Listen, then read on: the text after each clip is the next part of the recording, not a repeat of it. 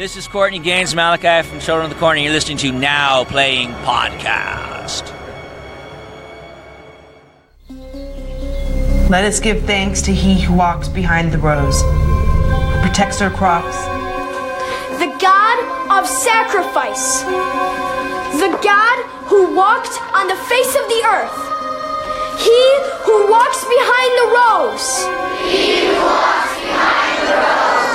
He who walks behind the rows. God does speak to me in my dreams.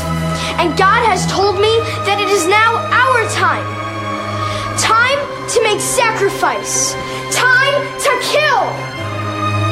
Welcome to Now Playing's Children of the Corn retrospective series. It is written, a leader will come from the corn. Part of the Now Playing Stephen King movie review series. I offer this to he who walks behind the rows. Hosted by Stuart. This is my game. I've played it before and on better courts than yours. Jakob. They thought he had great spirit. And Arnie. Question me not, Malachi. I act according to his will.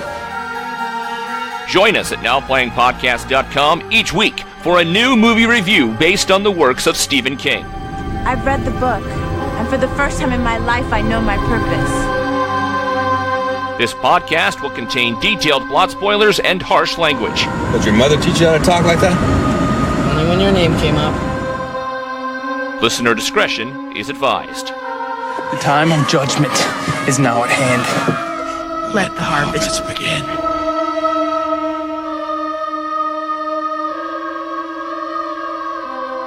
Outlander!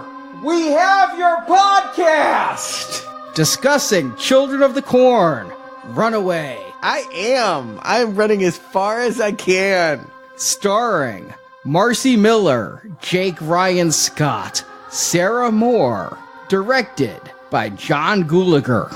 This is he who talks behind the rows, Arnie. And Stuart. You said it, Stuart. This is the host that wants to run away from this franchise. This is Jakob. Boop, boop, boop, boop, boop. One more day till Halloween, Halloween, Halloween. One more day till Halloween, but we have to talk shitty Children of the Corn. Yeah, here's a razor in your Snickers bar. I knew we'd be back here someday, and I knew it would be soon. Like two women who spend too much time together and their menstrual cycles eventually sync up, so too have Children of the Corn and Hellraiser become on dimensions same menstrual cycles so they can keep the license. That is true. They are usually crossing over. Both are at a part 10. We just covered at the beginning of this year Hellraiser 10. And I had seen little, I don't know if you call them whispers, but somewhere there'd be something someone would post on a horror website saying there was a new Children of the Corn 10 coming. I'm like, yeah, I don't believe it. I don't believe it. It came out and like you were holding up a copy. I'm like, yeah, I don't believe it. There's nothing in the box. I remember talking about it with Hellraiser 10 saying, hey, that guy, the assessor, he directed the new Children of the Corn, and the director of Judgment's going to appear in Children of the Corn. They filmed in Oklahoma, the same way like the Part 9's filmed in buttfuck Romania and came out of the Dimension Extreme label. These things were shot simultaneously in the U.S. this time, though. I want to talk to the marketing department or someone that knows, like, how does Hellraiser 10 and Children of the Corn 10, we're getting another Leprechaun, how are these making money for anybody? They keep coming out! Yeah, I don't know how that works. Well, I don't think Hellraiser and Children of the Corn are making money. These are keep the rights movies. Spend as little as you can to contractually keep the license so they don't revert back to Clive Barker or Stephen King, because someday we may actually want to do something. Yeah, heaven forbid. I went back and looked at, I didn't listen to any of the old podcasts, but I looked at the arrows. 9 Children of the Corn, 27 arrows, 26 of those are red. Let the rights go. You're not doing anything good with these films. You know what I was thinking of? I also looked at those arrows. Have you ever seen one of those lawyer ads where they say they're the winningest? And I don't know if winningest is actually a word, but lawyers across the country use it. Well, I think Children of the Corn is the most losingest podcast series we've ever done. Yeah, and I just want to point out, Arnie, you are the one that recommended the very first one, the Linda Hamilton one. You found something in that to say, go see it. Hey, I've rewatched it since the series. It's the only Children of the Corn film I think I'll ever rewatch, but I have rewatched it, and I still do find things in there to make it worth a very weak Green Arrow, but I certainly was not looking forward to part 10. What surprised me is it's been 3 years since we did this series. It feels like yesterday that I was stuck in this hedge maze. Oh, really? It feels like centuries. Yeah, people are demanding for us to get back to King. Here you go again, Razor Bar and the Snickers. I love that he's credited in this. I mean, they're still using his name based on a story by. We'll get into it. This has more King connections than most. But why did we wait till October? This came out, like back in March. We were busy in March. There were other things going on, like Hellraiser 10. There's only so many things that can fit into a month, and we certainly aren't lacking for putting out shows. But it just seemed like we were trying to decide what were we going to do for our Halloween show. I don't know. It's some kind of homecoming to return to this series for our Halloween week anyway. Yes, and to Jacob's point, I do want to say this is technically, I guess, a warm start to the return of the Stephen King retrospective series. We've got this. We've got Pet Sematari's remake coming out in the spring. And then we're going to be doing a lot more Stephen King leading up to It Chapter 2 next year. I think It Chapter 1, as much as anything, is a reason to hold on to rights. That thing made so much money. There's going to be so many King movies now. Yeah, we were already seeing some being greenlit, and if those do good box office, I think we might have a new renaissance of the author's work. And yeah, I could see Children of the Corn being rebooted, but until then, they're just going to knock out small-scale stories like this. I suppose it's got a little bit of celebrated lore to it. It is coming to us from John Gulager, who was a Dimension Discovery. Project Greenlight. I actually never watched this series, but it was a reality show on finding independent filmmakers. And for their third season, they went to Wes Craven and tried to find a new horror master. And this was the guy that they found. It was him directing and other guys writing a little movie called Feast, which I guess ended up having some sequels. I went and saw the original and don't want to do that trilogy. You guys know Feast? Nope. I know of Feast, but I have not felt compelled to watch it. It's got a lot of attitude. It kind of reminded me of From Dusk Till Dawn, also a Dimension project. It took great love in putting all of these cool types in a bar, including, people you know. It was Henry Rollins and people that you know playing various types, the badass, the kid, archetypal horror, Night of the Living Dead stuff with a monster that took great relish in thwarting convention. It didn't feel particularly fresh to me, but I can imagine some people laughing and enjoying it. The thing I noticed, I was looking up cast members from Children of the Corn Runaway, and I noticed a name that we discussed before. I'd met the man. I got his autograph. He was the father in Nightmare on Elm Street 2, Clu Gulager. And then all of a sudden it hit me, wait a second, the director is this famous actor's son. Clu Gulager has done over 150 movie and television roles. I'm not going to say he's a superstar. His name doesn't roll off the tongue. Yeah, you called him a famous actor. He's a working actor. Tarantino's using him for his movie next year, so he has some cachet to genre fans. So this guy, John Gulager, is no Hollywood novice. He grew up the son of a working actor who had probably spent most of his life visiting film and TV sets. Yeah, I thought it was a little bit unfair. The whole point of it was to find people that didn't have a break in Hollywood, but hey, whatever. I don't think anyone came out of that becoming the next voice of cinema history. It was a little reality show that never seemed to produce too much. There were a couple scandals around it, I recall, but other than that, and John Gulager, I've never seen any film he's done, but I do own one that I just have yet to watch. I do have Piranha 3 Double D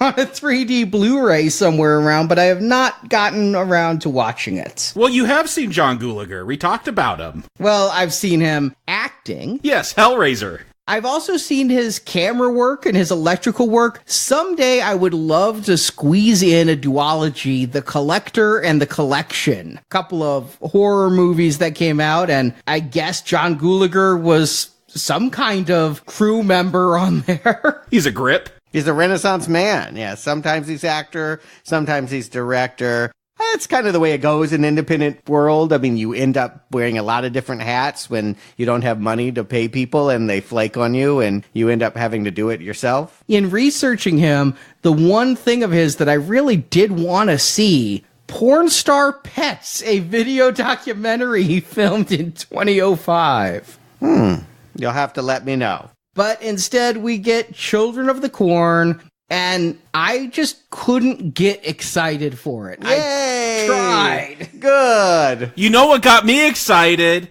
82 minutes.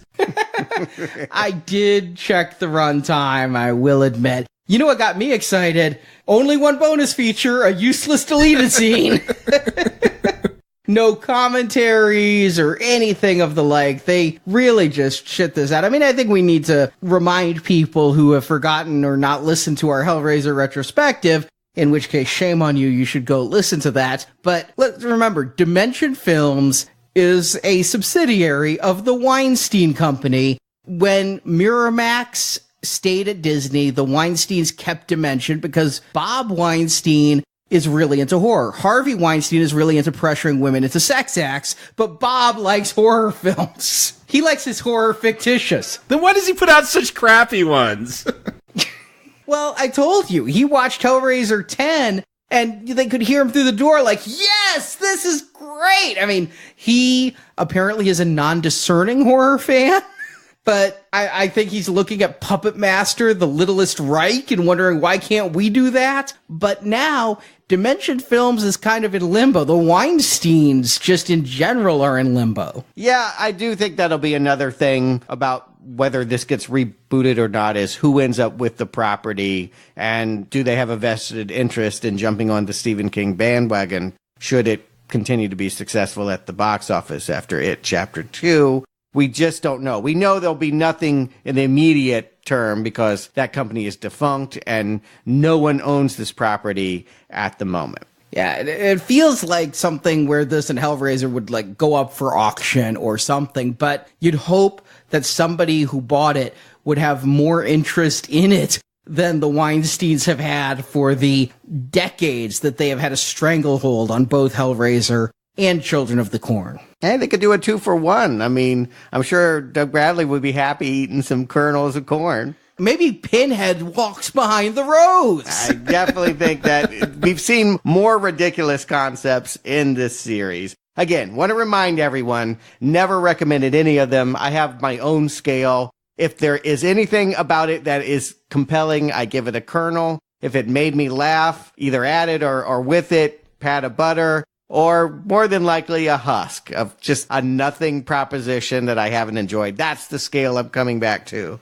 as I approach this needless film. And all three of those are just degrees of red arrows, right? Yes. I mean, if you ever were to recommend a Children of the Corn film, what would you call that, a harvest? Well, we'll find out. Arnie, why don't you give him the plot? We'll get into Runaway. Oh, I don't have hopes that this will be the one.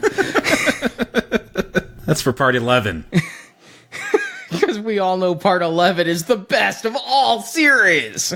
All right, remember the original Children of the Corn? I mean, I know it came out 34 years ago, but there were children and they worshipped he who walks behind the rose. Well, this tale starts there, but from the vantage point of Ruth, a young pregnant blonde woman from that town of Gatlin, Nebraska. She's about to come of age where she has to walk behind the rose and be sacrificed to her sweet pole god. But for her baby's sake, she resists. Instead, in the night, she gets some gasoline and sets fire to the cornfield, presumably killing the Lord of the Maze. She then steals a truck and escapes to become an adult played by Marcy Miller. She gives birth to her son, Aaron, who in adolescent form will be played by Jake Ryan Scott. But despite escaping Gatlin, Ruth spends over a decade living a nomadic life with her son. She has no identification and just goes town to town working odd jobs. Kinda like the Incredible Hulk minus the investigative reporter and the good deeds.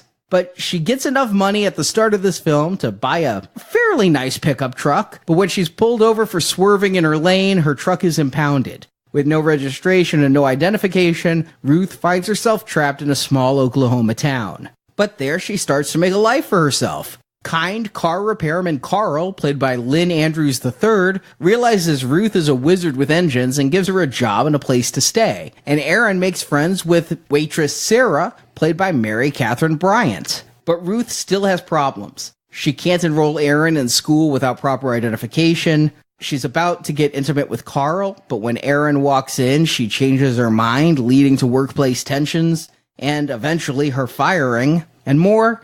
Strange children haunt her, especially a young blonde girl in a yellow dress. Are these children going to repeat here in Oklahoma what happened in Gatlin? Well, kinda. See, there really wasn't a blonde girl in a yellow dress. Ruth is having a dissociative event. She envisions the blonde girl as killing people, but it seems the girl is only targeting people mean to Ruth. And, of course, the actual killer is Ruth herself. No surprise there. I'm going to disagree with this plot summary. Okay, I can't wait to hear it, because I agree with it so far. But in a more surprising twist, waitress Sarah was also from Gatlin, but Sarah wants to return to worship the Corn Lord. Sarah teaches Aaron all about the gospel of he who walks behind the rose, and his confirmation comes when he shoves a knife in his mother's skull, killing Ruth. And with Ruth gone, Aaron begins a new congregation of children who are preparing to kill the sinful adults in their town, and Sarah watches from the back of the chapel as credits roll to a scene that shows us the little blonde girl in the embrace of the dark, smoky he who walks behind the rose.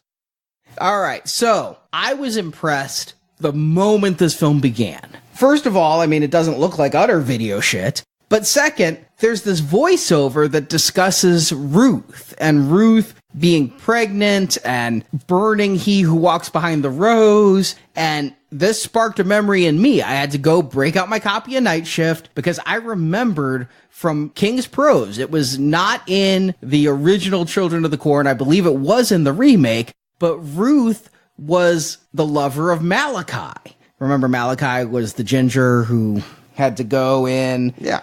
So she was pregnant with Malachi's child. And at the end of the Children of the Corn short story, Ruth had to watch Malachi willingly walk into the rose and be taken by he who walks behind those rows. And Ruth, in the last paragraph, wants to break free and save her baby and envisions burning the cornfield. She doesn't actually do it, but the last paragraph of that short story is about Ruth dreaming of burning he who walks behind the rose and all the corn and escaping. So this is why King got the credit. They actually kind of used something from that story? Yeah, they aren't sticking so much with that original movie, the Linda Hamilton one, because the adults set it all on fire. But here, it's almost a sequel to that short story where Ruth decides she is going to get some flames and some gasoline and burn down the cornfield. Yeah, I don't think that it is a tie to any previous film, like all of these Corn films.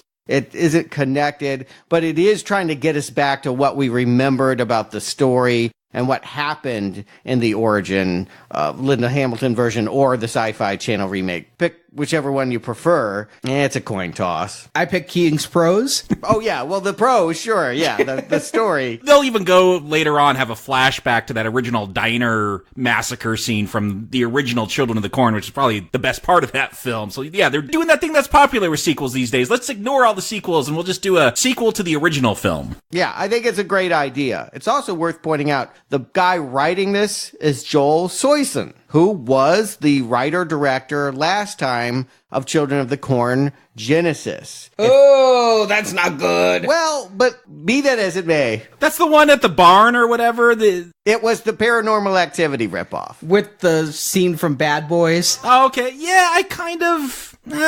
Yeah, there's some alright stuff in there. I don't have a strong reaction to it. My point for bringing it up is not to bring up bad memories. It was a bad film. I gave it a husk. Yes. It was to talk about the fact that it looked like he was trying to tell a story that got co-opted into the Corn. That he wanted to make a story about child brides and people that had been under a cult where this false messiah had perhaps raped and kept these women in captivity. One got away.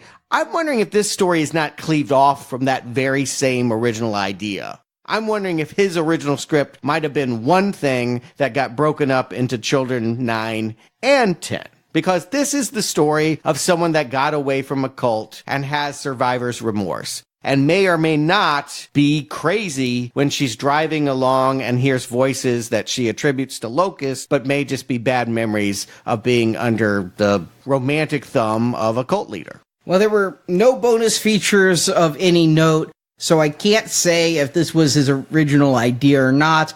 I am glad that he went back. I feel like he did read the King's story for this one, which I never felt with Genesis. I also feel like this title fits. There is a Runaway, whereas the last one had no Genesis. But what I can say is I have a problem right at the beginning with Ruth's entire story here. Is she burns the cornfield. And I think that's a very good visual to start. I mean, I hate to say it, but this movie's actually bringing me in. It is putting away bad memories of 8, in your case is 9 films of shit in a row. And I'm like, all right, this doesn't look bad. She's running away from this rural cult she lived in. Why doesn't she go, like, to LA and set down roots and have her child and just stay the hell away from the Midwest? Because that boy's got to be like 14 minimum. It says 13 years later, so... Okay, so there you go. She's gone from Nebraska to Oklahoma. That is not...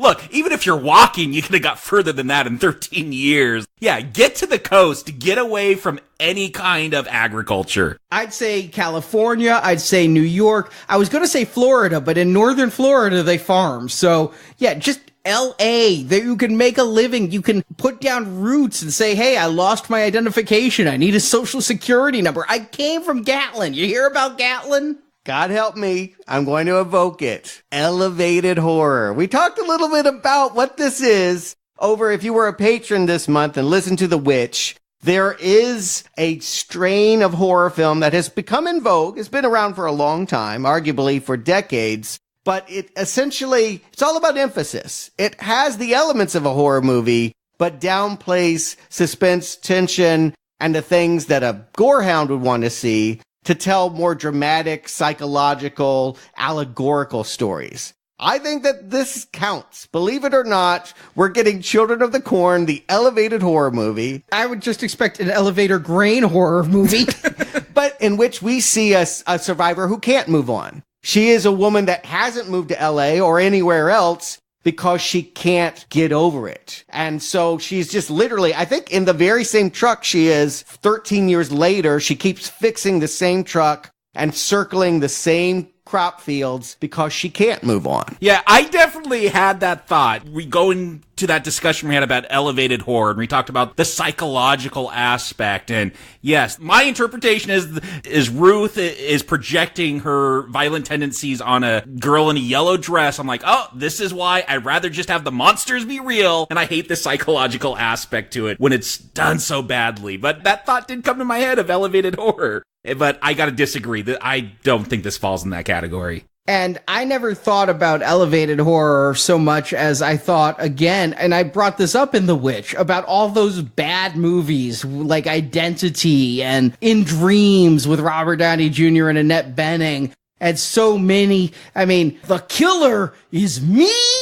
Yeah, we'll get to Shyamalan in a couple weeks. Yeah, hold it. So that's all I thought of. Here's my biggest problem with this movie is I don't know that there's any surprise really in this movie. I think it just telegraphs so much. It starts right here at the beginning when she's driving past a cornfield. I wondered if she was in Nebraska, and she starts hearing those voices on the radio and swerving all over the road because she's trying to change the station. And she's coming from some town where I do not know why it was important to have a titty shot of a prostitute showing. I was waiting for that to come back. I'm like, wait, was that Sarah? Because we'll find out Sarah's secret at the end of this film. I'm like, was she following them all along? And that was actually her, but that's a different actress. Guys, I just think this is a normal independent film. Like, do you remember the fact that Children of the Corn 3 had Charlize Theron? This feels like she came back and decided to turn Children of the Corn 10 into one of her kinds of women pictures, like Tully or North Country or something. This is a story about a woman who's trying to raise a kid in a poverty situation. A lot of what we see is about depravity and, just rundown motels and just kind of the purview of indie dramas. This feels like something I would see in a movie that didn't have killer kids. Yeah, real Florida project here going on. I did have that thought with the dirty hotels and the prostitutes, but I think you're overselling it because I don't think it tackles any of those themes real well. It might hint maybe because there is a guy who is an indie director. He maybe has those sensibilities. I don't think they ever play out, though, in this film to make a satisfying, cut out all the blood and gore, make a satisfying drama, as I often find good elevated horror films to be. All right, well, I'll lay my cards out. I actually think it's working pretty well. I'm surprised at how much I like this story, even though I recognize it's not following a formula that will please a horror audience. If you're here to watch a campy movie in which little kids are going to hack people up in creative ways, there might be 3 scenes for you. And the rest of it is a Charlize Theron drama in which she's got a 13-year-old boy who doesn't respect her as a mother and wants to find roots. And how's she going to help him out? Now, some of this is taken out of her hands because the cops impound her truck. She's caught on the road swerving, and now she's trapped in Luther, Oklahoma. She's going to try to make this work. I think it's an interesting start. I mean, the fact that she has no identification, no registration. This woman, for all intents and purposes, does not exist. And I did wonder, why keep running? I agree with what you said, Stuart. The only explanation I have, because the movie isn't going to give me one, is that she can't let go.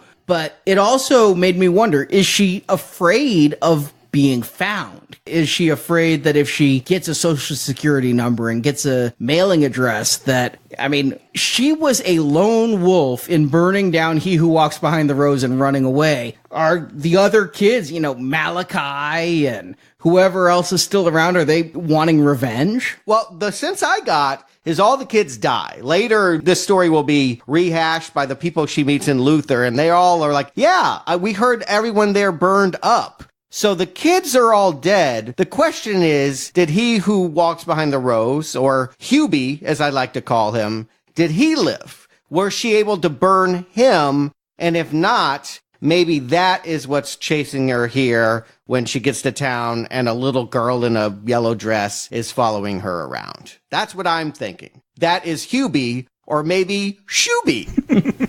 Oh, no. The moment I saw a little girl in the yellow dress who was blonde and she won't speak, I just put in my notes, it's Ruth as a child. I don't know if it's the past, I don't know if it's the future, but that's Ruth. Yeah, you got it quicker than me then. It took until, there's only like 2 kills in this film, I think. After the first one, I'm like, okay, I know what's going on. But my problem with the film is I feel it just lacks escalation. It is just Ruth going crazy for most of the film. I can't even say for the full 90 minutes because this film doesn't even break that time mark. But this film meanders most of the time, and not in a good way with drama where I'm engaged and, okay, forget the horror stuff. Let me see, this person with survivor's guilt and running from a cult and still having to deal with that. It just wants some kind of escalation. And when this little girl shows up, I'm like, okay, so maybe children are drawn to this person who ran away from this child cult and something's going to happen. Nope, we're just going to see kids and flashbacks and not a whole lot going on for the next 80 so minutes. But the drama is good. I want to put it out there. Marcy Miller is a alumni from Days of Our Lives. She's a soap actress of some note, and she's getting an opportunity to show that she has some dramatic chops. I'm not going to say she's not going to win an Oscar. This is not Monster. This is not Sissy Spacek. I think she's aspiring for that kind of role.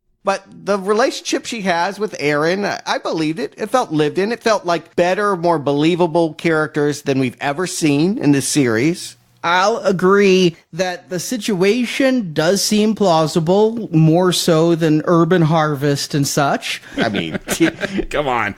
And I do like the main performers in this film. Marcy Miller and Jake Ryan Scott primarily, but also Mary Catherine Bryant and Lynn Andrews III. I think all of them are actual competent actors who convey a lot through facial expression and body language. And I mean, you mentioned Charlize Theron, but I think of The Children of the Corn with Eva Mendes. That's more the level of acting I'm used to seeing in a Children of the Corn film.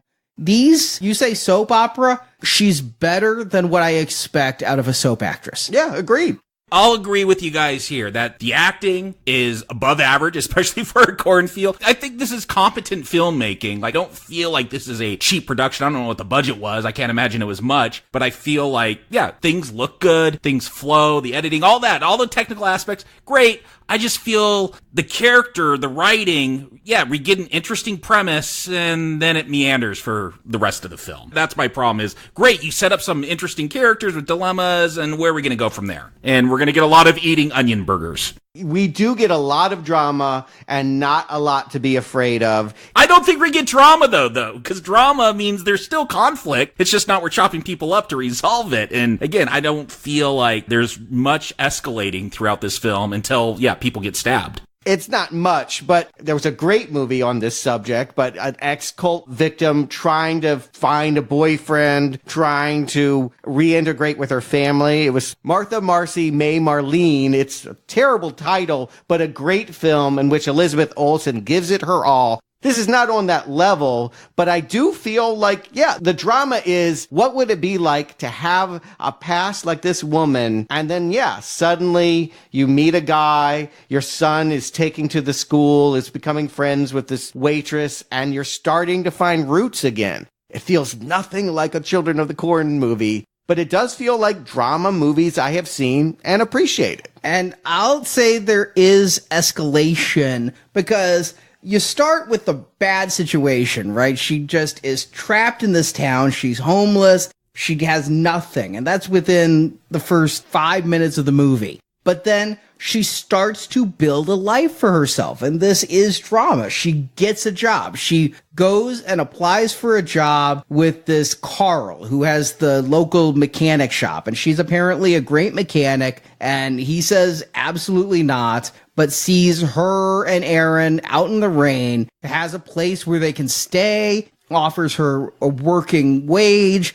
And then, yeah, Aaron starts to make friends with the waitress who works across the way. And Ruth is making friends with Sarah as well, in that Sarah's agreeing to basically be a babysitter while she's a waitress. Yes, you can leave your son here while you go work at the car shop. But there still is a little bit of tension. And what we're told, she sees a locust on her coffee cup. And Aaron tells her, when you hear the locust, whatever happens next isn't real. She has a vision, a replay of what happened in Gatlin, the murder in the cafe. And I knew this was not real. I saw those kids come in. I'm like, this movie isn't going in that direction. There aren't kids in the movie enough where I believe all of a sudden we're going to turn 90 degrees and she's the new Linda Hamilton on the run from kids. But the moment Aaron says, it's all in your head, I'm like, oh God, she's the killer. I don't know that I believe that conclusively at the end. Like, I assumed that early, and I actually think that that little girl is not her. Well, you have to spell that out because I agree with Arnie. Like, yeah, she is the killer. She can't escape that past. It's still whatever powers Hubie has, they're still pulling on her. Right. And eventually we are going to get some deaths. The closest we have to an actual, this belongs in the Children in the Corn movie is Rally, this redneck who is basically just a loudmouth in the diner, one of many customers that Sarah mistreats.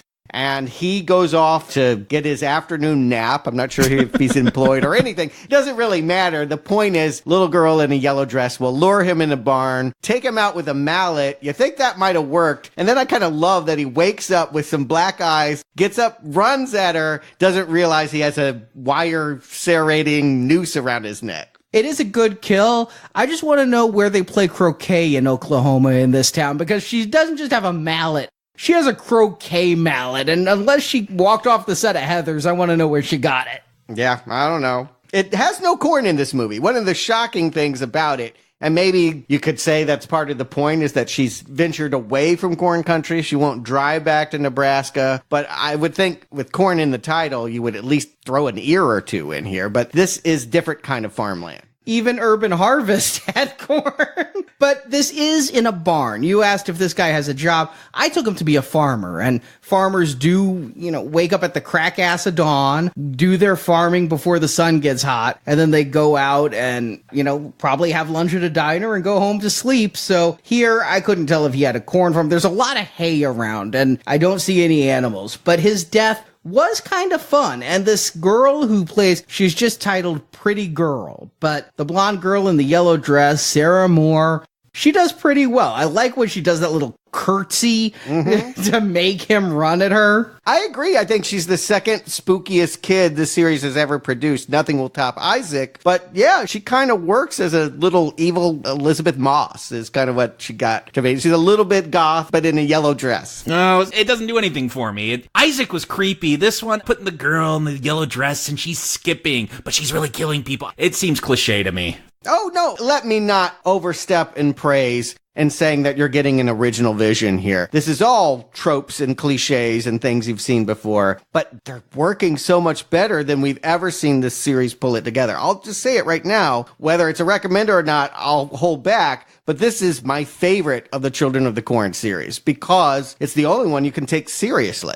Wow. Is this a concept you can take seriously, though? I mean, I guess, yeah, if you're trying to sell it as, I've escaped a cult and you're going to deal with that kind of fallout, then you can take it seriously. I wish this wasn't a corn film and it was just about getting away from a cult and dealing with having to deprogram yourself. And keep in mind, what the screenwriter, I believe, wanted to make a child bride movie, didn't want to make a corn movie, and I think that's where all of this is coming from. An impulse that is far away from King that they tied back to King.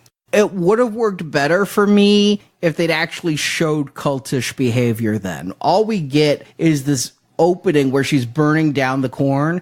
If we could have had 20 minutes, and this is a short movie, adding 20 minutes is not asking a lot. If we'd had 20 minutes where we got to see her with maybe Malachi, the father, and see him walk back and see her indoctrination and see her break from the cult, I think it would help sell that a lot more. You are putting a lot of stuff into the story that makes sense when you say it, but it's not in the movie. You're bringing into the movie ideas that this movie never sells. I'm not making this up. It's in the movie, but maybe it undersells the ideas. What the flashbacks we do get are just of the gruesomeness, that she has PTSD. And so, yeah, when she's in the diner, she thinks about the best scene in the whole franchise where mass murder happened by the kids at the diner. Again, she's an unreliable narrator. Are these images she can't shake? Are these things that are going to come because later we'll find out her son is running off in the middle of the night?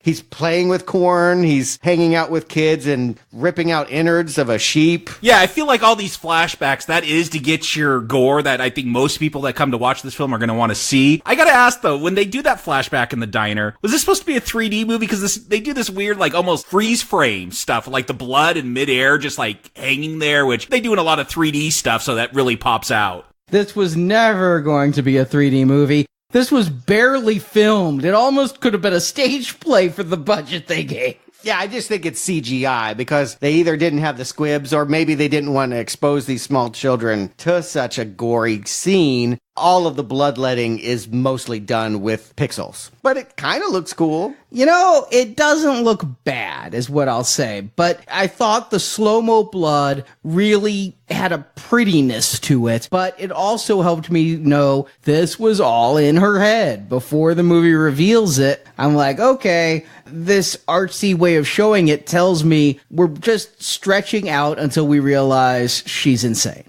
Why did you guys conclude that that's what's happening? Well, I guessed it, but when we get to the end, you see the little girl has committed a couple more murders, and she has blood splattered on her in a very specific pattern. And then Sarah walks in, and we see Ruth is now standing where the little girl was, and Ruth has the blood on her from all the murders. Right. I mean, she will eventually feel like she's being framed by he or she who walks behind the rose, that Hubie or Shubie is doing this to her to make her look bad. She'll say that out loud. That's why he goes after Carl later, who she had a brief affair with. Yeah, see, that's what's weird, is they set up this first kill, and then with Carl, people that had wronged her, made fun of her, or whatever, so I'm like, oh, okay, that's her. The only thing that may convince me that it's Sarah that's actually the little girl is, yeah, when we do get that scene at night, and Aaron is outside talking to the girl in the yellow dress, and Ruth is watching, that is a little weird. So maybe that is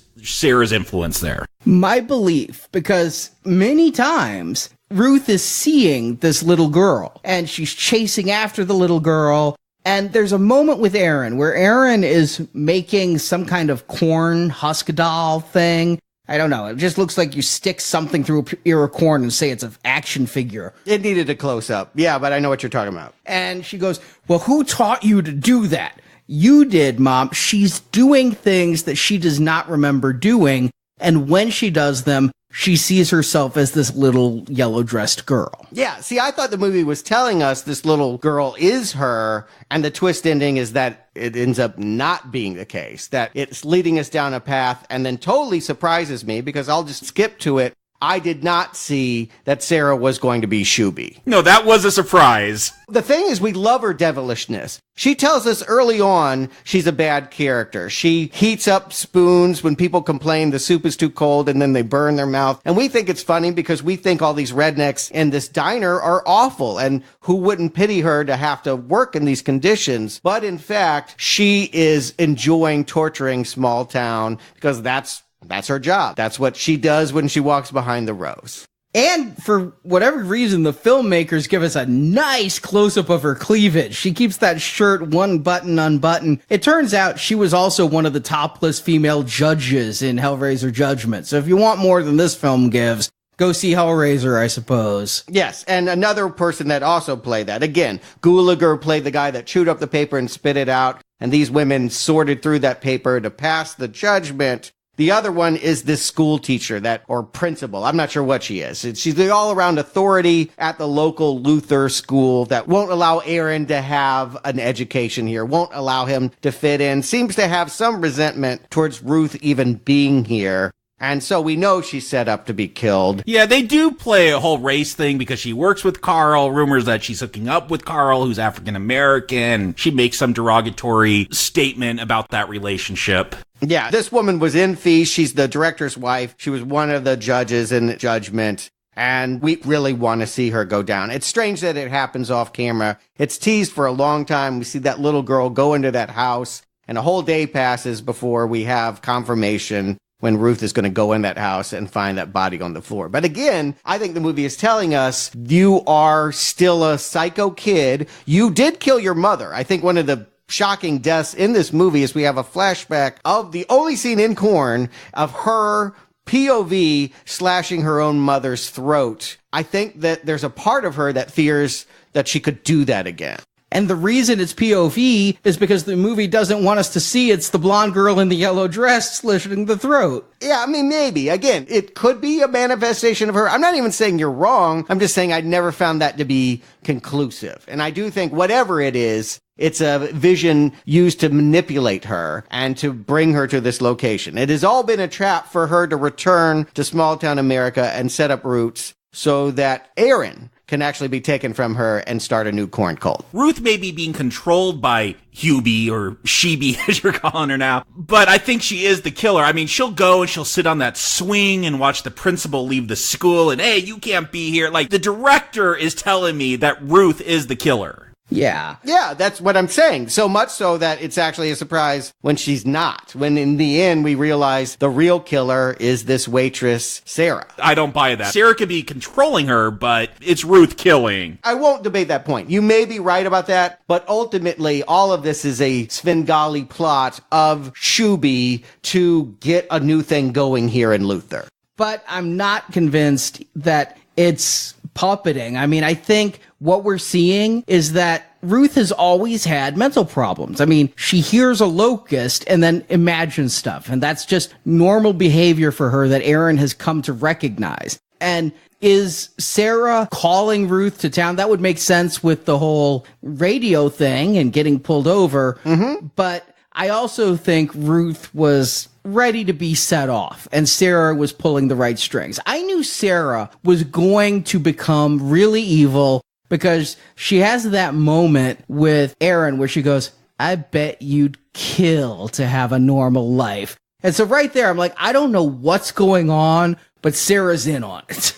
Yeah, that line, anytime someone uses the expression kill, even meant in passing, if it's in a horror movie, that's significant.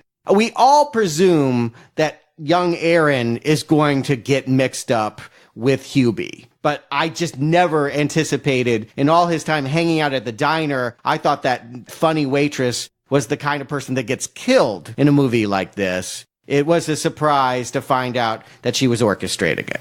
Yeah, I was entertaining for a little bit of this movie that maybe the girl in the yellow dress was a projection of Aaron. And I'm like, oh, maybe they're going for some real gender bender type thing where Ruth just can't accept that her son is the killer now, that he's carried on this tradition that from her being in this corn cult. But no, that doesn't play out. There's a lot more interesting things. Again, the way things play out. Oh, Sarah's Hubie now. I guess that was a little bit of a surprise, but not a whole lot of twists and turns going on here. And again, to go back to your guys' point, it may be, in fact, that all the people we see were killed by Ruth in a disassociative moment. She had reason to be angry at all these people. That redneck at the beginning smarted off to her when she overreacted. She saw some kids in the diner. She thought they were going to break out knives, and she hit one of them. He said something to her. Maybe that was enough to send her off and kill him in a barn. Obviously, Carl, it went bad. He started off, it was kind of sad, really, honestly. He set him up with the house, gave him the job. You can sense with his handicap, he was needing love, she was needing love. When it didn't work out, he became very bitter. And yeah, maybe she comes back in this scene and stalks him in the body shop. I thought that kill basically solidified it because he doesn't say anything. He's like, what are you doing here? Yeah, it seems like it was so forced for him not to say, little girl, why are you doing this to me? I'm like, come on, they're trying their hardest to make this a surprise. It's not working, though. It's so forced. And likewise, to not go, Ruth, you crazy bitch, what are you doing? I didn't quite get their relationship because Ruth works for him. You could tell he likes her because he checks out her ass and then gives her some coveralls. So he isn't tempted to look at her ass. We're in the day of Me Too and all of that. But I don't feel at any point that Carl was inappropriately coming onto an employee. He even says to her, we don't have to do this. And she pursues him. Yeah, but after Aaron walks in on him and she shoos him out of the house, he does turn pretty bitter. And, he uses this excuse that she didn't put the oil cap back on a car and the engine seized up. And so he's got to fire her for that. But I feel like there's other reasons he's firing her. And yet it's nuanced enough to feel like drama. Again, elevated horror. In a horror movie, he would just be an ugly guy that would make a pass at her, grope her, and she would maybe respond by killing him in that way. Here, it's all about characters trying to move on from painful situations and not being able to. I just appreciated the fact that we're having a debate, which again, elevated horror doesn't mean it's better. It just means that it's more cerebral. And I feel like easily this Children of the Corn is smarter than anything we've seen in this series. But no, I think we all know at the end of the day, she is going to have to face Hubie, Shubie, and her son. It's not a surprise that he will betray her when she's begging him to run away. That was the one thing that shocked me, is because we saw him go with Sarah. Ruth had said to Sarah, please get him away from here. And she says she will. And then we see them on top of a water tower, and Aaron goes, we're not leaving, are we? And Sarah says, no, we aren't. And so I think something's going to happen to him. What I didn't get is that those onion burgers were laced with doctrine. And she's like, do you know Aaron never read the Bible? And when Ruth says, Aaron, run, I'm used to these movies having some kind of uplifting ending where there's a survivor. I thought Ruth was going to die because Ruth has killed people. So I thought Aaron would escape. And so that was the only thing that shocked me the whole time, is when Aaron pulls that knife and puts it through Ruth's jaw. I'm like, damn, that was the one time in this whole movie it got ahead of me. Yeah, that moment is shocking, but I had an overall sense that this would end in tragically, partly because the movies this is reminding me of, Wicker Man or Don't Look Now, are films where they lead you towards one impression and then do something very cynical, very bitter as a twist at the end. I thought that that's what they were making, and indeed it is what they're making. This is Wicker Man 2018 with corn and not wicker. Oh, please bring the bees back. But this ending, okay, so Ruth is killed, and Aaron is going to start a new Children of the Corn cult. And I do love the ending. Again, Jake Ryan Scott, kudos to him for performance, because when he's standing up there preaching about the sinners and everything, it doesn't look ridiculous. He played good son, and he's playing crazed preacher just as well. And he's preaching to the choir out there, but in the back is Sarah, and what I'm thinking is, why is she for this? Because what's going to happen is they're going to kill her. They will kill everyone over 16, and she's over 16. Yeah, congrats, you've revived the cult that you came from, but you're going to be dead pretty soon. And again, what is this character? Is she the black mass that's embracing the little girl? Is she the little girl at the end? I don't feel like it's so clear cut that we understand her role. We just know that she has wanted in all of this. Her grand design was to get the thing that burned down in the field 13 years ago to take root here in a new city. But did this movie take root with you guys? Jakob, Stuart, do you recommend Children of the Corn Runaway? I ask with far more trepidation than I ever expected. Jakob. You know, I wrote my not recommend before I even put this film on. I was going to say, whoever did the proofreading for the artwork here got it wrong. They forgot to put a space between run and away, because that's what you should do, is run away. It's not that bad. You could walk away from it. It's not so bad like some of those other Corn films. Like I said, the acting's, yeah, it's pretty good. It's best acting so far for these Corn films, and just the filmmaking, you know, it looks good. I just found the lack of escalation in this film. It just meandered for me. They're like, oh, we need some blood. Let's do a flashback, because there's very few kills, I guess in real time, I'll call it, in this film. There's like 2, maybe 3. But just a lot of flashbacks every time they need to show some blood. And the drama stuff, it could have been interesting. I just didn't find it that interesting here. Again, I just never felt it was moving forward towards something. So, yeah, maybe it's one of the better Corn films, but it's still not a recommend. Stuart. It's not a husk. It's not a pat of butter. And I think there's more than one kernel of a good idea here. I'm going to go all the way, guys. The second Green Arrow of the franchise.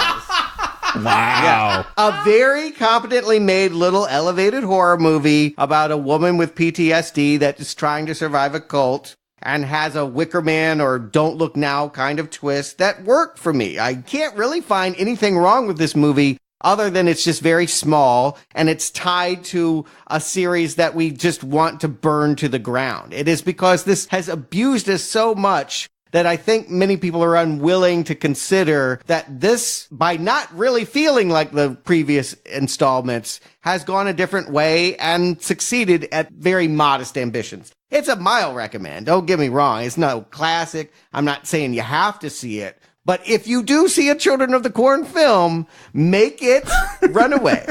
Number 10. You know, Stuart, tomorrow's Halloween, not April Fool's Day. I know. I can't wait to hear the reactions. All I say is, before you hassle me, take a look at the film. I think you'll see that what I've described, at least, is not the monstrous, horrible films that we've had with Part 6, Part 5, Part 2, Part 3, 4, 5, 6, 7, 8, 9. 3 is still my favorite. But I agree with you in certain regards. I came in here dreading this because how many times do I have to put my hand on the electric fence before I realize that burns? Not enough. That's why we have Now Playing. Mm-hmm. How many Uwe Boll movies have you done? Right. And there's more to come. But pretty soon, within 5 minutes of this movie's beginning, I realized somebody had unplugged the fence. And I really came to appreciate aspects of this. And I can say, by 15 minutes into this movie, all preconceived notions of Children of the Corn were out the window. I was ready to go, shit, could this actually be good? Hellraiser Judgment was good. Could these people in Oklahoma be starting a horror film renaissance of low-budget franchise installments? Don't go crazy now. You're the one that gave it a green arrow. I know, but I'm not no renaissance. I'm not using that word.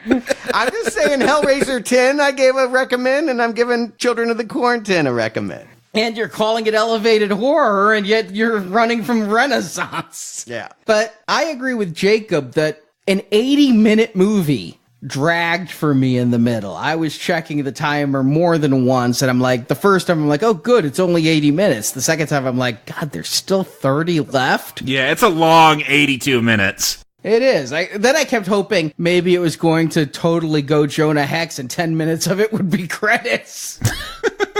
But there are things to like here, and I will call them out. I think it is a good-looking film. Not great, nothing, if you go to a midnight showing and one screen showing Lawrence of Arabia and the other showing this, don't pick this. But it looks good. No, it looks good for a film with no budget, I'm guessing. Yeah, and it has good performances. The effects are very good. There's not a lot of them, but they're good what they have. So why aren't you going to recommend it?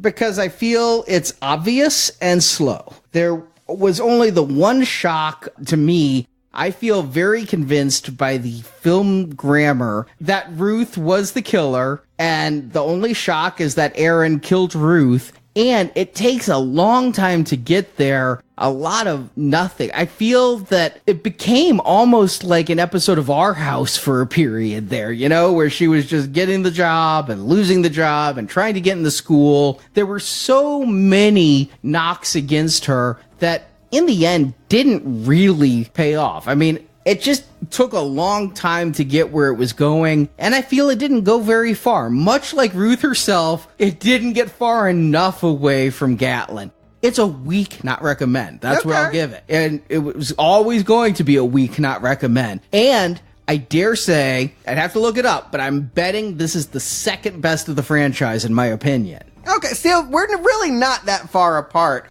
All of us came here with PTSD thinking, God, not again. When can we ever get away from this? And we found things to admire that at least put it ahead of at least 60% of what was in the series so far. Yeah. Not hard to do, though. Bare minimum competence puts a film at that level. Yeah, I get you. And I'm not trying to overstate my recommend by saying this is something you have to see. I'm just surprised that I found it easy to watch and even kind of clever. The crazy thing was there's a cult reputation around Feast, and I thought that movie was terrible. But Gulager didn't write that movie. He was assigned that script and just had to direct it. Maybe it was a good directing job of a script I just didn't think was that funny. I think he's got some talent. I think this guy has earned the right to make a good movie. He doesn't need to make some Dimension schlock anymore. Give him a real script, see what he can do. So, is Piranha next up on our franchise list with 3 double D? I just said give him a real script.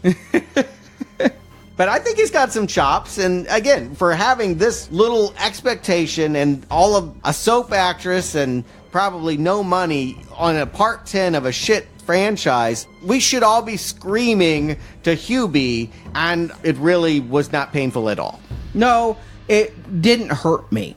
It wasn't the best use of my time by any means, but yeah, I never felt like this was something that was trying to inflict upon me. I mean, yeah, Jacob, you bring up Uwe Boll, and yeah, that, I feel he wants to hurt me. Here, I think people made this film with the best of intentions and the lowest of budgets. All right, you guys don't agree elevated horror. Maybe that's a bridge too far. Do you guys want to do some elevated horror? We got a surprise for folks. Tomorrow is Halloween. We had a lot of requests, and finally a donor came forward to make it happen. We're reviewing Hereditary. 3R? Yeah, this is news for Jacob, too. This is news to me. Surprise! Good news, bad news. You get to watch Hereditary again. Yeah, I want to watch it again. Yeah, Patron really wanted to hear us talk about it, so we're going to make that a Halloween bonus show for everyone, not just for patrons. Everyone's going to get to hear our take on Hereditary, and hopefully everyone can remember that it is patrons, especially super patrons like Mark, who do this, that allow us to do the show we put out every Tuesday, plus the patron shows we put out once a month, plus the donation shows we're putting out nearly every Friday, and still, every once in a while, a bonus show like we're doing tomorrow for Halloween. So, thanks to all of our supporters. Thank you for listening to Children of the Corn, and I hope you join us tomorrow for Hereditary. And we'll be back tomorrow, Malachi. We'll be back tomorrow.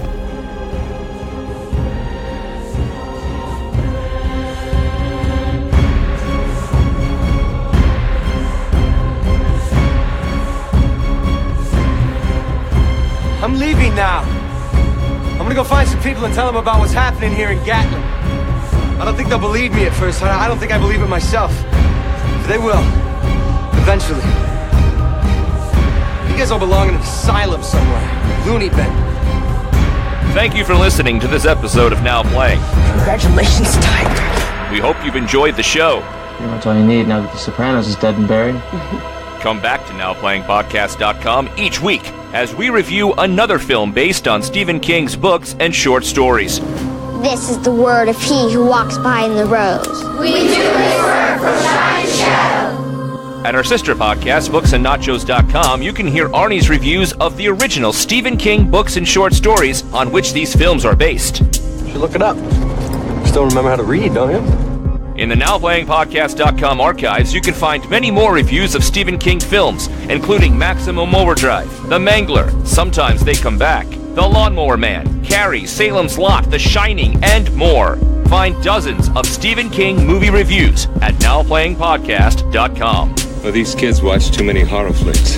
Also at our website, you can find reviews of film series such as The Avengers, Star Trek, A Nightmare on Elm Street, Silent Night, Deadly Night, Scream, Transformers, RoboCop, and hundreds more.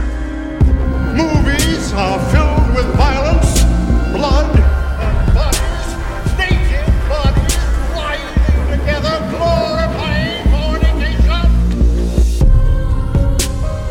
Support from listeners like you help keep Now Playing operating. Can't you for one moment conceive of something in this universe that's larger than you? You can find a link to donate using PayPal at the bottom of our website, NowPlayingPodcast.com. $200. Joby. How much? $13,100. $13,100. Okay, $2,000. Now Playing's Children of the Corn retrospective series is edited by Heath, Casper, and Arnie. I don't want to be the one in charge when the heads start doing 360s and they're hurling pea soup. Now Playing credit narration by Brock. He filled me with the words. The film discussed in this podcast is the property of its original copyright holders, and no infringement is intended. Now Playing Podcast is not affiliated with the makers or distributors of these films. That won't matter to Isaac and Malachi. They'll take it as a sign. You speak for the others or only for yourself? The opinions expressed in Now Playing are those of the individual hosts and may not reflect the opinion of Venganza Media Incorporated. I am the word and the giver of his laws. Disobedience to me is disobedience to him. Now Playing is a Venganza Media production, copyright 2018, all rights reserved, and no part of this show may be reproduced, repurposed, or redistributed without the written permission of Venganza Media Incorporated. So what do we do about the children? Tell their story. Let the healing begin. It's not too late for that, is it? No. There was a great movie on this subject, but an ex-cult victim trying to find a boyfriend, trying to reintegrate with her family. It was, and I can never fucking remember the name of it. Elizabeth Olsen. It's like Mary, Marcy, Malane, Mama. What the fuck is that called? Martha, Marcy, May, Marlene. Yeah, goddamn. Awful name. Say it one more time. Martha, Marcy. We're reviewing Heredity. We are? Yeah, this is news for Jacob, too. This is news to me. Surprise! Good news, bad news. You get to watch Heredity again. Yeah, I want to watch it again. Bad news, we got another show to tape. Boy, this is a workload that doesn't end. Yeah, Hereditary, actually. We're Hereditary. And if you want to say you can watch Hereditary again. What are you talking about? It's Hereditary. It's not Heredity. I said Heredity. It is Heredity. Hereditary. There's an R in it. Oh. Yeah, it's Hereditary. Yeah, it is Hereditary. Oh, it is? I've said it wrong the whole time? Yeah. Yeah, I kept going back and forth like everyone was. Ah. Oh. I've never said it right. So it's called Hereditary. Yeah. Huh. Okay. It doesn't much matter one way or the other, but you get to watch Hereditary again. I hope you join us tomorrow for Heredity. Is it Hereditary? Yeah, okay. I hope you join us tomorrow for Hereditary. We're just going to rename it. They're wrong. It should be called Heredity. Oh, and what was the last line of this? I heard all 9 shows, and I can't tell you. You re-listened to them? Oh, yeah, I re-listened to all. I was on a road trip, so it was easy to do. I had hours and hours. We'll see you next week, Malachi. Or, yeah. We'll see you next week, Malachi. We'll see you next week. And we'll be back tomorrow, Malachi. Did you mean to do that? No. What is that? It was kind of cool. It was. I wanted some mood music. Might work.